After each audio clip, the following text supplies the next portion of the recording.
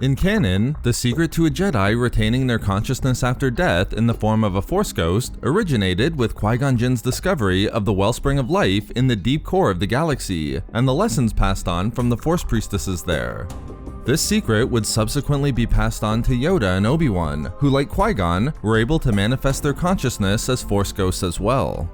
Although we've speculated previously about the possibilities for how the redeemed Anakin Skywalker could have also learned the secret to becoming a Force ghost within the current canon, the way it happened in Legends has a far more concrete answer. In this video expose, we'll look at this explanation within Legends, describing how Anakin was able to become a Force ghost in Episode 6 with the help of Obi-Wan. As seen within the Legends novel, The Rise and Fall of Darth Vader, immediately after his death on the second Death Star, the redeemed Anakin Skywalker found himself, or at least his consciousness, was surrounded by a new darkness, a shadowy realm that was endless, described best as a universe without stars. Anakin knew he was dead, but yet still had an awareness that remained.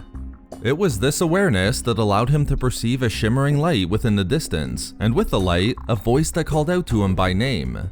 It was a voice Anakin immediately recognized, being that of his former Jedi Master Obi-Wan Kenobi. Although Anakin knew he had no physical existence, he was still able to respond, telling Obi-Wan how he was sorry for failing him and choosing the path of the dark side. It makes sense that Anakin wouldn't be completely shocked by hearing Obi-Wan again following his death. In Legends, we know that Obi-Wan's Force ghost had spoken to Darth Vader in the aftermath of the Battle of Yavin. And it's from these interactions where Anakin obtained the knowledge of Obi-Wan retaining his consciousness after death. And therefore, it makes perfect sense that Anakin isn't surprised by Obi-Wan communicating with him, instead choosing to apologize for his actions as Vader. But Obi-Wan wasn't concerned with Anakin's choices. Instead, he wanted Anakin to listen carefully, knowing time was quickly closing in on them. As Anakin recognized the shimmering light was getting closer, Obi-Wan explained to Anakin that he was within the netherworld of the Force, the place where one's soul went after the death of their physical body. But as Obi-Wan would explain, he still had one lesson for Anakin, a way in which to revisit the corporal world but still become one with the Force. However, Obi-Wan would explain that time was of great importance. If Anakin wanted to walk down the path of immortality, he had to follow Obi-Wan's instructions before his consciousness faded away, making the process of becoming a Force ghost impossible. But Anakin hesitated.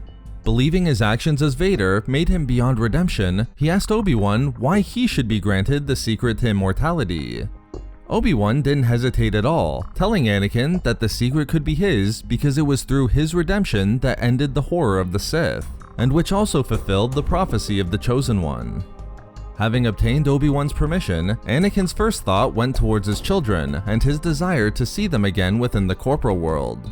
With that, Anakin accepted Obi-Wan's offer, and following his death, before his consciousness faded away, Anakin learned the secret to becoming a Force ghost from Obi-Wan, which he would later use to manifest his consciousness at the end of Episode 6. Of course, in Legends, the secret didn't originate with the Force priestesses on the Wellspring of Life, but the lessons passed on to Qui-Gon from a Shaman of the Wills, a holy person within the ancient Order of the Wills and deeply connected to the Force. Just as with the Force priestesses in canon, we don't know exactly what the process was taught by the shaman, but as Qui-Gon would explain to Yoda in the Episode 3 novelization, the secret was achieved only through love and compassion. Therefore, it appears that Anakin's love for his children, the very thing that redeemed Vader, was the crucial aspect to learning how to manifest his consciousness after death. But regardless, it was Obi-Wan who taught Anakin how to become a Force ghost, while his consciousness was still within the netherworld of the Force, rewarding his former apprentice for fulfilling the prophecy and ending the rule of the Sith, despite his actions as Darth Vader. So there we have it, how Anakin Skywalker became a Force ghost in Return of the Jedi. We love making these videos, so why not subscribe for more fun Star Wars theories and discussions. Also, if you enjoyed the video, think about giving a like or leaving a comment. Or perhaps follow us on Twitter at SW Reading Club for updates regarding the channel. Or support the channel through Patreon for access to exclusive rewards and discussions.